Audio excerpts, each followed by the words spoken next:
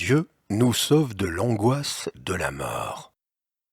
Dieu répond à notre besoin de calmer notre angoisse de la mort, générée par l'acquisition des notions de temps dans notre langage. Ces notions de temps qui nous faisaient percevoir la finitude, car concevoir par le verbe le futur correspond pour tout homme à plus ou moins long terme à concevoir la mort. Mais comme nous pouvons concevoir par le verbe l'esprit sans le corps, le « je serai » et le « j'étais », nous pouvons nous extraire de cette angoisse vertigineuse du non-être par une pirouette intellectuelle.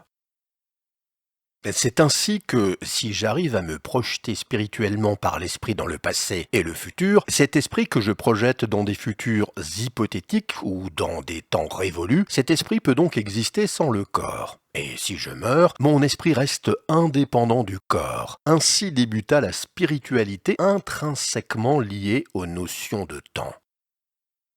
Les premiers hommes vénérèrent l'esprit de leurs ancêtres défunts, pour finir par vénérer l'esprit de l'ancêtre primordial. Ensuite, vénérer les dieux. Et Dieu qui dérive donc de ces cultes primitifs. Dieu est la cause des causes. Mais aussi l'esprit, qui nous permet d'espérer échapper au néant du non-être. L'espoir de l'esprit qui perdure, malgré l'anéantissement du corps. Celui qui sauvera notre esprit, devenu notre âme, notre conscience éternelle, ne mourant jamais.